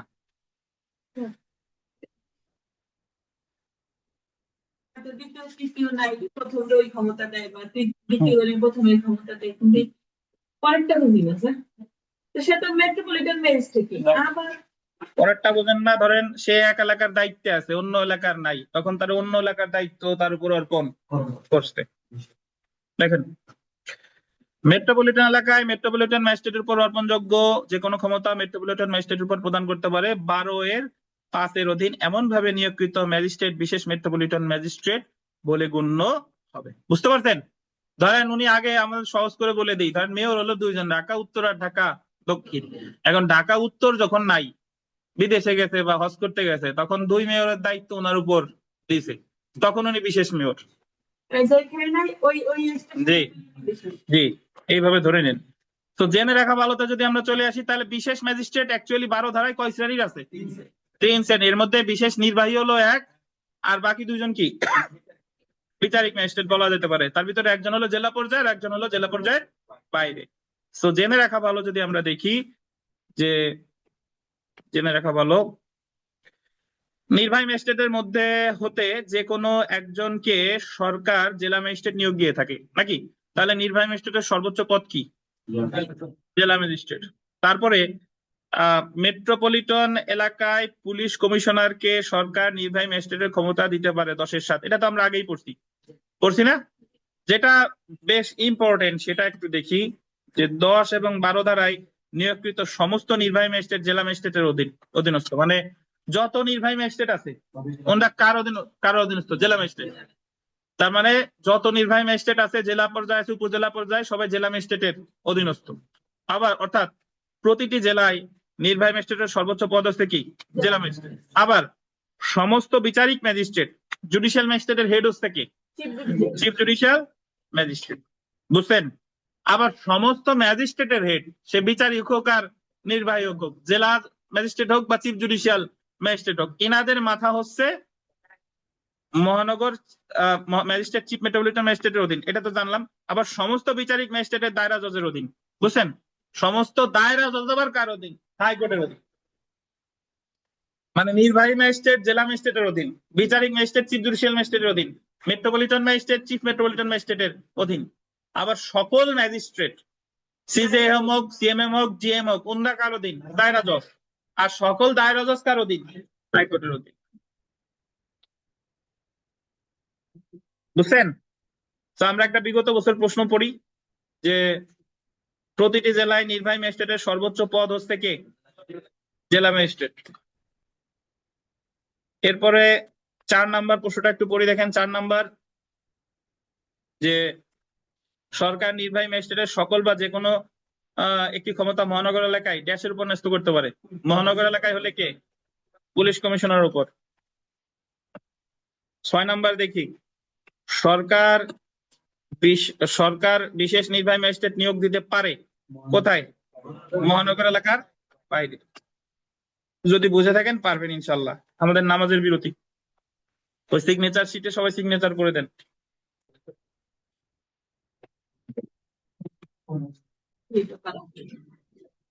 আচ্ছা, আমরা বিরতির পরে যেটা পড়া শুরু করলাম, দেখেন ফৌজদারি আদালত সমূহের ক্ষমতা। বিচারিক ক্ষমতা ধারা 28 থেকে 29 গ। তো তার মধ্যে প্রথমে আমরা চলে আসি যে দণ্ডবিধির অধীন অপরাধ সমূহের বিচার কোন আদালত করতে পারে, সেটা 28 ধারায়। অন্যান্য আইনের অধীন অপরাধ সমূহের বিচার কোন আদালত করতে পারে, সেটা 29 ধারায়। আচ্ছা, এটা নাই পড়ি, আমরা সরাসরি 28 ধারায় চলে আসি। দেখেন 28 ধারা টাইটেল,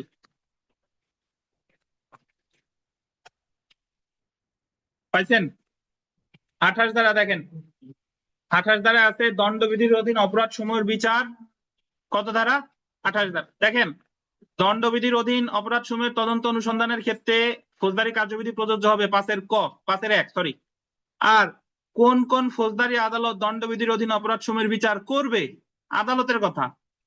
ফৌজদারি কার্যবিধি প্রযোজ্য তো হলো, কিন্তু খুনের অপরাধের বিচার, চুরির অপরাধের বিচার কোন কোন ফৌজদারি আদালত করবে সেটা বলছে 28 ধারা। 28 ধারা। এই যে দেখেন, দণ্ডবিধির অধীন কোন অপরাধের বিচার করা যেতে পারে, কোন কোন ফৌজদারি আদালত করতে পারে। প্রথমে যদি দেখেন যে 1 নম্বরে আছে কে? হাইকোর্ট বিভাগ। 2 নম্বরে দেখেন দায়রা আদালত। 3 নম্বরে কে? দণ্ডবিধির অধীন অপরাধ সমূহের বিচার করার জন্য দ্বিতীয় তফসিলের কত কলামে? দ্বিতীয় তফসিলের 8ম কলামে যে সকল আদালতকে ক্ষমতা দেওয়া হয়েছে এমন আদালত কর্তৃক। তাহলে যারা এতক্ষণও বুঝতেছেন না তাদের আবার বলি যে কোন কোন দণ্ডবিধির অধীন, মানে দণ্ডবিধির অধীন অপরাধ সমূহের তদন্ত অনুসন্ধান বা বিচার হবে ফৌজদারি কার্যবিধির অনুসারে 5 এর 1। আর কোন কোন ফৌজদারি আদালত, আমরা তো আদালতের শ্রেণী বিভাগ এতক্ষণ ধরে পড়ছি না, কোন কোন ফৌজদারি আদালত বিচারগুলো করবে এই কথাগুলো বলা হয়েছে কত ধারায়? 28 ধারায়। 28 ধারায়। তো আমরা চলে আসি, এবার আসি বিশেষ আইন। তাহলে আমরা বলতে পারি যে 5 এর 1 এর সাথে যোগসূত্র আছে কত ধারা? 28 ধারা। এরপরে চলে আসি আমরা 29 ধারা। দেখেন, 29 ধারায় আছে অন্যান্য আইনের অধীন উল্লেখিত অপরাধ সমূহের বিচার। ধারা কত? 29। দেখেন, আমরা জানি যে বিশেষ আইনের ক্ষেত্রে ফৌজদারি কার্যবিধি প্রযোজ্য আবার প্রযোজ্য না, মানে প্রযোজ্য হতেও পারে আবার কি নাও পারে। যদি বিশেষ আইনের অধীন ফৌজদারি কার্যবিধি প্রযোজ্য হয় তাহলে বিশেষ আইনের অপরাধগুলোর বিচার কে করবে? এ জায়গা 29 ধারায় বলছে যদি ওই বিশেষ আইনে যদি আলাদা কোনো আদালতের কথা বলা থাকে সে আদালত করবে, আর যদি কোনো আদালতের কথা বলা না থাকে তাহলে দ্বিতীয় তফসিলের 8ম কলাম অনুসারে নির্ধারিত হবে। অর্থাৎ বিশেষ আইনে যদি আলাদা আদালতের কথা বলা থাকে সেই আলাদা আদালত বিচার করবে। যেরকম নারী ও শিশু নির্যাতন দমন আইনে আলাদা ট্রাইব্যুনালের কথা বলা আছে, সো এই জায়গায় ওই ট্রাইব্যুনালই বিচার করবে। কিন্তু যৌতুক নিরোধক আইন 2018-তে ওই জায়গায় আলাদা কোনো ট্রাইব্যুনাল বা আদালতের কথা বলা হয় নাই, তাইলে ওটার বিচার কিভাবে করবে? দ্বিতীয় তফসিলের 8ম কলাম অনুসারে। এখন যদি বলেন স্যার দ্বিতীয় তফসিলের 8ম কলামে তো বলা আছে কোন আদালত বিচার করবে, দেখবে যে যৌতুক নিরোধক আইনের অপরাধের সাজা কি আছে, ওই সাজাতে দণ্ডবিধির বিচার যারা করতেছে সেম বিচারও তারা করতে পারবে। তো এই যে দেখেন যে অন্যান্য আইনে উল্লেখিত অপরাধ সমূহের বিচার করার জন্য এমন আইনে কোন আদালতের উল্লেখ থাকলে, ওই আইনে যদি কি থাকে? কোন আদালতের উল্লেখ থাকে, এমন অপরাধ সমূহ উক্ত আদালত কর্তৃক বিচার করা যাবে। যেমন যদি আমরা চলে আসি, যেমন যেমন উদাহরণ, এখানে একটা উদাহরণ আছে, উদাহরণটা ইম্পর্টেন্ট। দেখেন যে নারী ও শিশু নির্যাতন দমন আইনের অধীন, নারী ও শিশু নির্যাতন দমন আইনের অধীন উল্লেখিত অপরাধ সমূহের বিচার করার জন্য নারী ও শিশু নির্যাতন দমন ট্রাইব্যুনালের কথা উল্লেখ আছে। যেহেতু নারী ও শিশু নির্যাতন দমন আইনের অধীন উল্লেখিত অপরাধ সমূহের বিচার নারী ও শিশু নির্যাতন দমন ট্রাইব্যুনাল কর্তৃক করা হবে, সেহেতু যেহেতু আলাদা ট্রাইব্যুনালের কথা বলা আছে সেই ট্রাইব্যুনাল করবে। যদি আলাদা কোনো ট্রাইব্যুনালের কথা বলা না থাকতো তাহলে আমরা কিভাবে নির্ধারণ করতাম? দ্বিতীয় তফসিলের কত কলাম? 8ম কলাম। দ্বিতীয় তফসিলের 8ম কলাম। তারপরে দেখেন, তবে তবে এক্ষেত্রে এরূপ আদালতের যে ক্ষেত্রে এরূপ আদালতের উল্লেখ না থাকে সেক্ষেত্রে উক্ত অপরাধের বিচার ফৌজদারি কার্যবিধি তফসিল 2 এর 8মে প্রদর্শিত হয়েছে এমন আদালত কর্তৃক হবে। দ্বিতীয় তফসিলে কত কলাম? 8ম কলাম। দ্বিতীয় তফসিলের 8ম কলাম। তো তার মধ্যে আমরা উদাহরণে যদি আসি, দেখেন যেমন এই জায়গা যদি আমরা একটু দেখি, যেমন যৌতুক নিরোধ আইনের অধীন কোন অপরাধের বিচার করার জন্য কোন পৃথক আদালত বা ট্রাইব্যুনাল উল্লেখ নেই, মানে ওই আইনে আলাদা কোনো আদালত বা ট্রাইব্যুনালের কি নাই? উল্লেখ নাই। সেহেতু ফৌজদারি আদালতই উক্ত অপরাধের বিচার করবে। যৌতুক নিরোধক আইন 2018 এর 8 ধারায় বলা হয়েছে এই আইনের অধীন সংগঠিত অপরাধের তদন্ত, বিচার, আপিল বা সংশ্লিষ্ট অন্যান্য বিষয়ে the code of criminal procedure 1898 এর বিধানাবলী প্রযোজ্য হবে। যারা বুঝতেছেন না আবার বলি, দণ্ডবিধির অধীন ফৌজদারি কার্যবিধি প্রযোজ্য হবে 5 এর 1। আর দণ্ডবিধির অপরাধ সমূহ কোন আদালত বিচার করবে এটা বলছে 28 ধারা। বিশেষ আইনের ক্ষেত্রে ফৌজদারি কার্যবিধি প্রযোজ্য হবে 5-2। কোন কোন ফৌজদারি আদালত বিশেষ আইনের অধীন অপরাধের বিচার করবে এটা বলছে 29। বুঝছেন? আমরা চলে আসি খুবই গুরুত্বপূর্ণ একটা বিষয়, কিশোরের ক্ষেত্রে এখতিয়ার। কিশোর,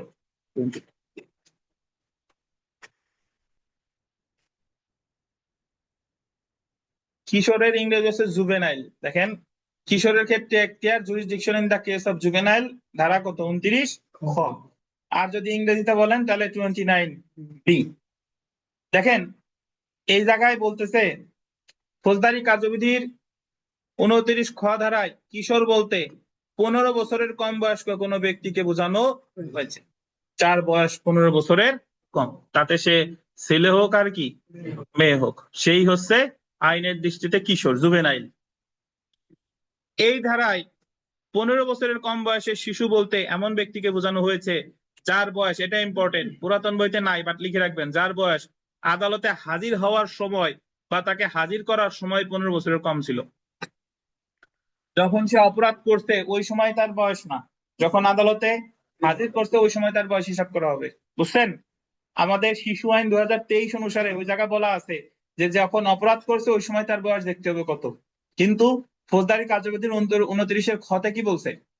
যে যখন আদালতে হাজির করছে বা হাজির করা হয়েছে ওই সময় তার বয়স 15 বছরের কম থাকতে হবে, অপরাধ সংগঠনের সময় না। ফৌজদারি কার্যবিধির 29 খ ধারায় কিশোর অপরাধীর ক্ষেত্রে কে কে বিচার করতে পারে আমরা একটু যদি দেখি, যাদের বইতে নাই একটু সংক্ষেপে লিখে রাখবেন। চিফ জুডিশিয়াল ম্যাজিস্ট্রেট পারে, চিফ মেট্রোপলিটন ম্যাজিস্ট্রেট কে বিচার করার এখতিয়ার দেওয়া হয়েছে। তাহলে কার কার আছে? সিজেএম আর সিএমএম। অ্যাকচুয়ালি আরো আরেকজনের আছে, সিজিএম, সিএমএম বা বিশেষ ক্ষমতাপ্রাপ্ত অন্য কোনো ম্যাজিস্ট্রেট। নিচেই আসতেছি, সিজিএম পারে, সিএমএম পারে, আর কে? বিশেষ ক্ষমতাপ্রাপ্ত অন্য কোনো ম্যাজিস্ট্রেট। যে অপরাধের শাস্তি, এটা ইম্পর্টেন্ট, যে অপরাধের শাস্তি মৃত্যুদণ্ড বা যাবজ্জীবন কারাদণ্ড নয় এমন সকল অপরাধ, সেই সকল অপরাধ কোন কিশোর করলে 29 খ ধারা অনুসারে উক্ত কিশোরের বিচার চিফ জুডিশিয়াল ম্যাজিস্ট্রেট, এই যে দেখেন কে, চিফ জুডিশিয়াল ম্যাজিস্ট্রেট বা চিফ মেট্রোপলিটন ম্যাজিস্ট্রেট বা সরকার কর্তৃক ক্ষমতাপ্রাপ্ত অন্য কোনো ম্যাজিস্ট্রেট করতে পারে। তাহলে এখানে বেশ কতগুলো বিষয় আছে মনে রাখার। কোন ধরনের অপরাধ করছে? এমন কোন অপরাধ করছে যে অপরাধের শাস্তি মৃত্যুদণ্ড না, যাবজ্জীবন কারাদণ্ড। তাহলে সে অপরাধের বিচার কে কে করতে পারে? চিফ জুডিশিয়াল ম্যাজিস্ট্রেট পারে, চিফ মেট্রোপলিটন ম্যাজিস্ট্রেট পারে, আর বিশেষ ক্ষমতাপ্রাপ্ত কি অন্য কোনো ম্যাজিস্ট্রেট। এই হলো আমার 29-এর খ এর A to Z। এ জায়গা প্রথমে মনে রাখবেন, কিশোর অপরাধীদের বিচারের এখতিয়ার 29-এর খ, jurisdiction in the case of juvenile. কত বছরের কম? 15 বছরের কম। তাকে 15 বছর বয়স হিসাব করা হবে যেদিন আদালতে তাকে হাজির করছে সেই দিন, বা হাজির করা হয়েছে। কোন ধরনের অপরাধ করছে? মৃত্যুদণ্ডযোগ্য বা যাবজ্জীবন কারাদণ্ডযোগ্য নয় এরকম কোন অপরাধ। কে কে বিচার করতে পারে? Chief judicial magistrate, chief metropolitan magistrate বা বিশেষ ক্ষমতাপ্রাপ্ত অন্য কোনো ম্যাজিস্ট্রেট। শেষ, এতটুকু মনে রাখলেই হবে ইনশাআল্লাহ। বিগত বছর একটা প্রশ্ন দেখেন, বিগত বছর প্রশ্ন, the code of criminal procedure 1898 অনুসারে 23 বছরের কম বয়সী ব্যক্তিকে কিশোর বলা হয়েছে। কয় বছরের? 15 বছরের।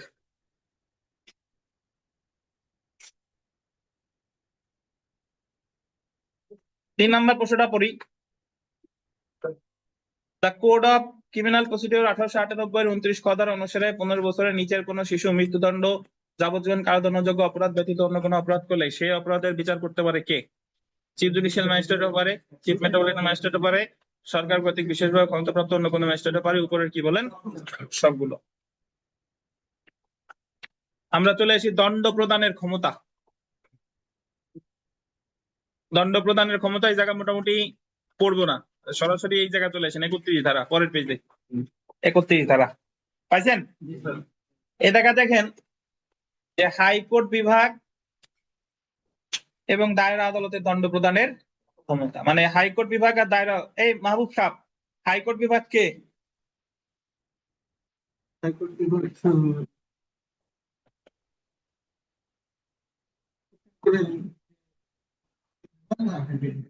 সুপ্রিম কোর্টের দুইটা ভাগ, একটা হলো আপিল বিভাগ, তারপরে কে? হাইকোর্ট বিভাগ। তাহলে দেখেন ফৌজদারি কার্যবিধির 31 ধারায় হাইকোর্ট বিভাগ এবং দায়রা আদালতের দণ্ড প্রদানের নিম্নলিখিত ক্ষমতা আছে। প্রথমে দেখেন হাইকোর্ট বিভাগ 31-1, হাইকোর্ট বিভাগের নিচে লেখেন 31-1, লিখছেন 31-1। এবং এখানে দেখেন আইন অনুমোদিত যে কোনো দণ্ড দিতে পারে, হাইকোর্ট বিভাগ আইন অনুমোদিত যে কোনো সাজা দিতে পারে। যদি পরীক্ষায় প্রশ্ন আসে হাইকোর্ট বিভাগ কি দণ্ড দিতে পারে, আইন অনুমোদিত যে কোনো দণ্ড দিতে পারে। দায়রা জজ এবং অতিরিক্ত দায়রা জজ, এটার পাশে লেখেন 31-2, দায়রা জজ এবং অতিরিক্ত দায়রা জজ লিখছেন 31-2। এনারাও দেখেন আইন অনুমোদিত যে কোনো দণ্ড দিতে পারে। তবে ডান সাইডের ঘরে দেখেন কথা আছে, দায়রা জজ বা অতিরিক্ত দায়রা জজ মৃত্যুদণ্ড দিলে হাইকোর্টের অনুমোদন নিয়ে তা কার্যকর করতে হয়। মানে দায়রা জজ বা অতিরিক্ত দায়রা জজ মৃত্যুদণ্ড দিতে পারে, বাট যদি তারা মৃত্যুদণ্ড দেয় তাহলে অনুমতি লাগবে কার? হাইকোর্টের। এই জায়গা একটু ব্র্যাকেটে লিখে রাখেন যে অনুমতি দেওয়া হয় 376 ধারায়, অনুমতি দেওয়া হয় 376 ধারায়। পড়াই কোন জায়গায় আর আপনি দাগান কোন জায়গা? পরের পেজে, পরের এই যে পেজ নাম্বার তো ঠিক নাই আপনার। এই যে কত হয়েছে? 317। আর তাহলে তো আরো আগে, ওই যে হ্যাঁ দেখেন, তাহলে হাইকোর্ট বিভাগ আইন অনুমোদিত যে কোনো শাস্তি দিতে পারে 31-1। আর দায়রা জজ ও অতিরিক্ত দায়রা জজ আইন অনুমোদিত যে কোনো শাস্তি দিতে পারে, তবে মৃত্যুদণ্ড দিলে অনুমোদন লাগবে কার? হাইকোর্টের। 3 নম্বরে দেখেন যুগ্ম দায়রা জজ, এখানে লেখেন 31-3, 31-3। সর্বোচ্চ 10 বছরের কারাদণ্ড দিতে পারে, সর্বোচ্চ 10 বছর। সর্বোচ্চ কত বছর? এমনি 10 বছরের বেশি পারে না। আর এই তো কথা, তার মানে হাইকোর্ট যা খুশি তাই পারে, দায়রা জজ অতিরিক্ত দায়রা জজ যা খুশি তাই পারে, বাট মৃত্যুদণ্ড দিলে অনুমোদন লাগবে কার? হাইকোর্টের। আর যুগ্ম দায়রা জজ কি পারে? 10 বছরের কারাদণ্ড দিতে পারে। আমরা চলে আসি বিগত বছরের প্রশ্ন। দেখেন সাধারণভাবে একজন যুগ্ম দায়রা জজ অনধিক 10 বছরের কারাদণ্ড দিতে পারে। কত বছর? কত বছর বলেন? 10 বছর। তারপরে দেখেন 2 নাম্বার, দায়রা জজ প্রদত্ত মৃত্যুদণ্ডাদেশ কার্যকর পূর্বে অনুমোদন দরকার হয় কার? হাইকোর্ট বিভাগের। এই যে ব্যাখ্যায় দেখেন হাইকোর্ট বিভাগ 376 ধারায় মৃত্যুদণ্ড অনুমোদন করতে পারে। পাইছেন না?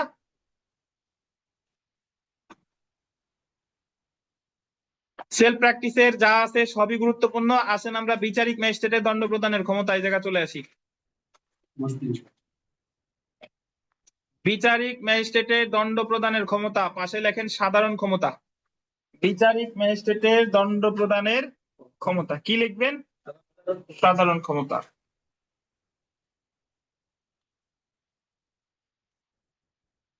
প্রথমে দেখেন মেট্রোপলিটন ম্যাজিস্ট্রেট বা প্রথম শ্রেণীর ম্যাজিস্ট্রেট, পাইছেন?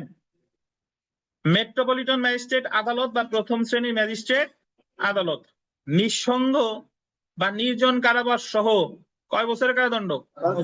5 বছরের। জরিমানার জায়গা 10,000-এর জায়গা কত লিখবেন? 5 লাখ লেখেন। 5 লাখ। 2025 সালের সংশোধনীতে 10,000-এর জায়গা করছে 5 লাখ। দেখেন 5 লাখ, সর্বোচ্চ 5 লাখ টাকা জরিমানা বা অর্থদণ্ড। তাহলে 5 বছর 5 লাখ, 5 বছর 5 লাখ। আর আগে বেত্রাঘাত ছিল, বেত্রাঘাতটা কেটে দেন, এখন আর বেত্রাঘাত নাই। বুঝছেন? তাহলে এই জায়গা 10,000-এর জায়গা হবে কত? 5 লাখ। বেত্রাঘাত আপনাদের বইতে নাই, আমরা লেখাইছিলাম এর আগে, বেত্রাঘাতের কথা ছিল, এখন সেটা হবে না। আর যদি বলেন স্যার নিঃসঙ্গ বা নির্জন কারাবাস কি? নির্জন কারাবাস হলো কাউরে নির্জনে আটকায় রাখা, একা একা আটকায় রাখছে। দ্বিতীয় শ্রেণীর ম্যাজিস্ট্রেট আদালত নিঃসঙ্গ বা নির্জন কারাবাস কত বছর? 3 বছর। সর্বোচ্চ 5,000 ছিল আগে, এখন হবে 3 লাখ। এখন মনে রাখা সহজ, 5 বছর 5 লাখ, 3 বছর 3 লাখ, 2 বছর 2 লাখ। জি। তৃতীয় শ্রেণী ম্যাজিস্ট্রেটে যদি আসেন, সর্বোচ্চ 2 বছরের কারাদণ্ড। ইনি কিন্তু নির্জন কারাবাস পারে না। যদি পরীক্ষায় প্রশ্ন আসে যে কে নির্জন কারাবাস, কোন শ্রেণী ম্যাজিস্ট্রেট নির্জন কারাবাস দিতে পারে না? তৃতীয় শ্রেণী ম্যাজিস্ট্রেট। আর ইনি জরিমানা করতে পারে 2,000 কেটে কত লিখবেন? 2 লক্ষ টাকা। 2,000 কেটে 2 লক্ষ টাকা লেখেন।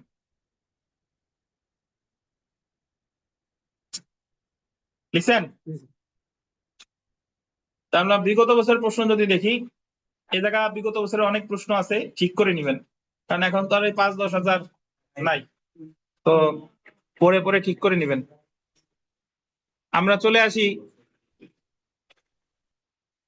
তাহলে এই 31-32, বিশেষ করে 32 ধারা ভিভিআই মনে রাখবেন, 32 ধারা থেকে প্রশ্ন আসে এবং আসতে পারে। 32 ধারা ভিভিআই চলে আসি বিশেষভাবে ক্ষমতাপ্রাপ্ত ম্যাজিস্ট্রেটদের বিচার ও দণ্ড আরোপের ক্ষমতা।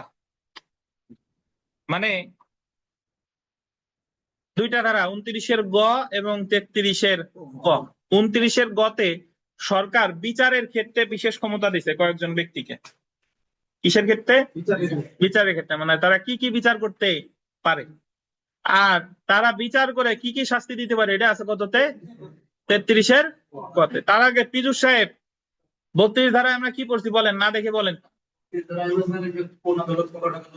বইতে তাকাবেন না, কি পারে বলেন। হুম, 3 বছর 3 বছর 3 লক্ষ টাকা। হুম। এটা হলো 2 বছর। নির্জন কারাবাস কে কে দিতে পারে?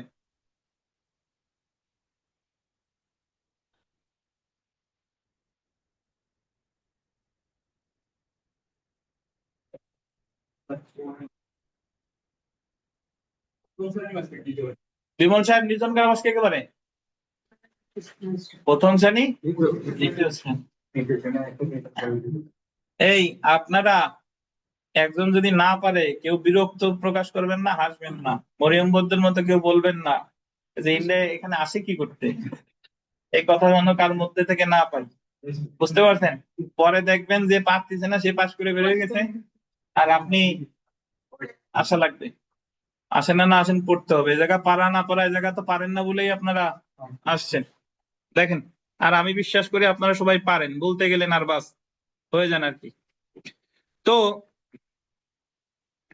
আমরা চলে আসি 29 গ।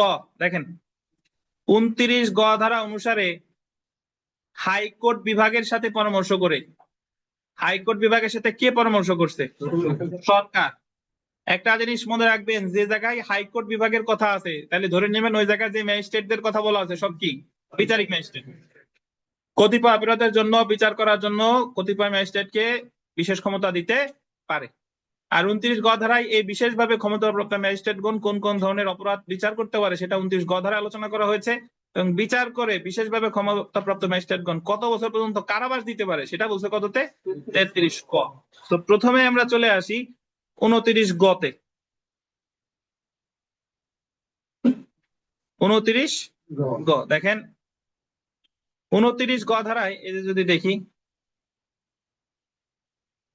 29 গ ধারায় সরকার হাইকোর্ট বিভাগের সাথে পরামর্শ করে, দেখেন এ জায়গা কে কে আছে আমরা একটু লক্ষ্য করি। হাইকোর্ট বিভাগের সাথে পরামর্শ করে chief metropolitan magistrate 1, chief judicial magistrate 2, যে কোনো অতিরিক্ত চিফ জুডিশিয়াল ম্যাজিস্ট্রেট 3।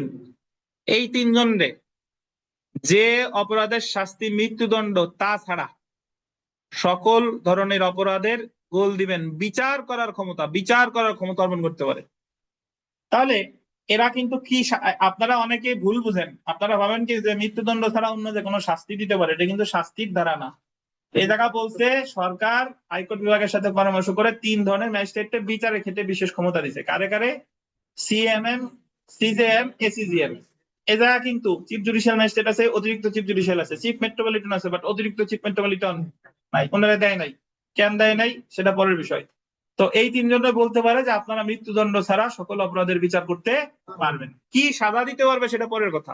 আচ্ছা, তারপরে দেখেন খতে কি বলছে, মেট্রোপলিটন ম্যাজিস্ট্রেট বা প্রথম শ্রেণীর ম্যাজিস্ট্রেটকে যে অপরাধের শাস্তি মৃত্যুদণ্ড, যাবজ্জীবন কারাদণ্ড বা 10 বছরের অধিক কারাবাস সেই সকল অপরাধ ব্যতীত, কি কি? মৃত্যুদণ্ড, যাবজ্জীবন কারাবাস বা 10 বছরের অধিক কারাবাস ব্যতীত অন্য সকল অপরাধের বিচার করার ক্ষমতা অর্পণ করতে পারে। তার মানে ওনাদের এই পরের 2 জনকে সর্বোচ্চ ক্ষমতা দিতে পারে যে আপনারা বিচার করবেন সর্বোচ্চ কি 10 বছর কারাদণ্ডযোগ্য অপরাধ। তাহলে উপরের 3 জনের ক্ষমতা দিছে যাবজ্জীবন কারাদণ্ডযোগ্য অপরাধের বিচার করার, আর নিচের 2 জনের ক্ষমতা দিছে সর্বোচ্চ কত 10 বছর কারাদণ্ডযোগ্য অপরাধের। এখন উনরা এই 29-এর গতে প্রথমে ক্ষমতা দিছে 3 জনের, পরে ক্ষমতা দিছে 2 জনের, বাট ওনারা কত দণ্ড দিতে পারে সেটা কিন্তু এই জায়গা বলে নাই। কত দণ্ড দিতে পারে সেটা এই যে নিচে একটু চলে আসেন, দেখেন নিচে 33 ক ধারায় বলা হয়েছে, পাইছেন এক প্যারা বাদ দিয়ে। 33 ক ধারায় বলা হয়েছে 29 গ ধারায় বিশেষভাবে ক্ষমতাপ্রাপ্ত ম্যাজিস্ট্রেটগণ মৃত্যুদণ্ড, যাবজ্জীবন কারাদণ্ড বা 7 বছরের অধিক কারাদণ্ড ছাড়া আইন অনুমোদিত যে কোনো দণ্ড দিতে পারে। তার মানে সর্বোচ্চ দিতে পারে কত 7 বছর। উনি বিচার করতে পারে অনেক বড় বড় অপরাধ 29 গতে, বাট সর্বোচ্চ সাজা দিতে পারে 33 গতে কত 7 বছর। বুঝছেন? তাহলে 29 গতে মোট ক্ষমতা দিছে কয়জন রে? 5 জন। প্রথমে সিএমএম, সিজিএম, এসিজিএম, ওনাদের বলছে মৃত্যুদণ্ড ছাড়া যে কোনো অপরাধে বিচার করতে পারবেন। পরে দিছে 2 জনের এমএম আর প্রথম শ্রেণীর ম্যাজিস্ট্রেট, ওনাদের বলছে মৃত্যুদণ্ড, যাবজ্জীবন কারাদণ্ড বা 10 বছর অধিক কারাদণ্ড ব্যতীত সকল অপরাধের বিচার করতে পারবেন, বাট বিচার করে শাস্তি দিতে পারবে 33-এর কত কত দিক সর্বোচ্চ কত 7 বছর। তাহলে 29 গ মানে হলো কি বিচার করবে, আর 29 গতে বিচার করে কি শাস্তি দিবে এটা বলা আছে কততে 33 ক। তাহলে দেখেন, সুতরাং 29 গ এবং 33 ক দ্বারা একসাথে পড়লে বলা যায় উপর উল্লেখিত বিশেষভাবে ক্ষমতাপ্রাপ্ত ম্যাজিস্ট্রেটগণ সর্বোচ্চ 7 বছরের কারাদণ্ড দিতে পারে। সর্বোচ্চ কত বছর? 7 বছর। তো এই জায়গায় একটা টেবিল আছে, এই টেবিলটা যদি দেখেন যে এটা আমরা অলরেডি পড়ছি। এই যে প্রথমে 29 গতে ক্ষমতা দিছে কয়জন রে? 3 জন রে। এই যে দেখেন প্রথমে ক্ষমতা দিছে এই যে 3 জন রে, এবং ওনাদের বলছে ডান সাইডে দেখেন মৃত্যুদণ্ড ব্যতীত সকল অপরাধ কি করতে পারে বিচার করতে পারে, তবে সর্বোচ্চ শাস্তি দিতে পারে কত 7 বছর। আবার একই ভাবে নিচে ক্ষমতা দিতে পারে কয়জন রে? 2 জন রে। এরা সর্বোচ্চ বিচার করতে পারে কত 10 বছর, সাজা দিতে পারে সর্বোচ্চ কত 7 বছর। 29 গ 33 ক যতটুকু পড়ছি কে বুঝেন নাই বলেন? লজ্জা শরমের কিছু নাই বলেন। পিপাস ভাই বুঝছেন কি বলছেন বলেন? 29 গ 33 ক কি আছে বলেন?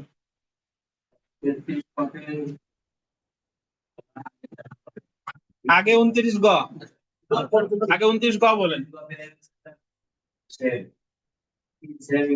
কথা বলছে কারা কারা? Chief judicial magistrate, chief metropolitan magistrate আর প্রধান জেনারেল ম্যাজিস্ট্রেট। চিফ জুডিশিয়াল হুম,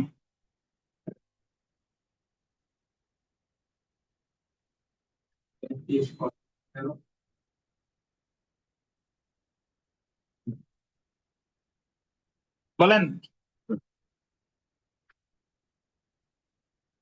পাশের জন বিমল সাহেব বলেন 33 কতে কি আছে?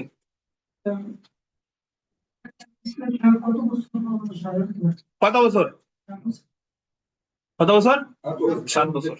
তাহলে একটা বিষয় যদি খেয়াল করেন, যদি বলে যে ম্যাজিস্ট্রেটের দণ্ড প্রদানের সাধারণ ক্ষমতা এটা আছে হলো 32, আর ম্যাজিস্ট্রেটের দণ্ড প্রদানের বিশেষ ক্ষমতা এটা আছে 33 ক। সাধারণ ক্ষমতা বলে একজন প্রথম শ্রেণীর ম্যাজিস্ট্রেট সর্বোচ্চ কারাদণ্ড দিতে পারে 5 বছর, কিন্তু বিশেষ ক্ষমতা বলে পারে কত 7 বছর। 33 ক, 33 কতে পারে কত 7 বছর। এবং বিশেষ ক্ষমতা বলে এই জায়গায় জরিমানার কিন্তু কোনো সীমাবদ্ধতা নাই, সে জরিমানা আরো বেশি করতে পারে যখন তার বিশেষ ক্ষমতা দেওয়া হয়েছে। বুঝতে পারছেন? আচ্ছা, এই জায়গা আপিল এবং উদাহরণ কিছু করতে যাব না, সরাসরি চলে আসি বিগত বছরের প্রশ্ন। আসেন, আপিল যেহেতু আমরা সামনে পড়বো সেহেতু এখন আর দেখবো না। এখানে সরকার বিশেষ ক্ষমতা অর্পণ করলে মেট্রোপলিটন ম্যাজিস্ট্রেট সর্বোচ্চ কত মেয়াদে কারাদণ্ড দিতে পারে? কত বছর বলেন? 7 বছর। এ জায়গা যা আছে সব গুরুত্বপূর্ণ, সবই আসার মতো, সব কষ্ট করে পড়ে ফেলবেন। বিশেষ করে এই জায়গায় একেবারে 11 নম্বর প্রশ্নটা, মানে সর্বশেষ প্রশ্নটা খুবই গুরুত্বপূর্ণ। দেখেন যে ফৌজদারি কার্যবিধির 29 গ ধারা অনুসারে নিম্নলিখিত কে বিশেষভাবে ক্ষমতাপ্রাপ্ত ম্যাজিস্ট্রেট না?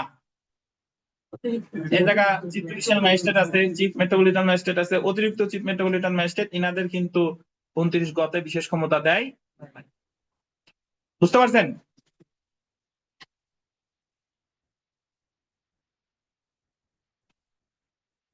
আচ্ছা, আমরা 33 ধারাটা আজকে আর পড়বো না, আগামীকাল সকালে পড়া আপনাদের, জানেন, 10টা। তো আজকে এই পর্যন্ত। আজকে যতটুকু পড়ছি এটার উপর প্লাস আজকে প্লাস গতকাল, এই দুইটার উপর আবার ক্লাস টেস্ট আছে আগামীকাল। তো ভালো থাকেন, যদি কোনো প্রশ্ন থাকে জিজ্ঞাসা করেন, আর নাহলে আজকে এই পর্যন্তই।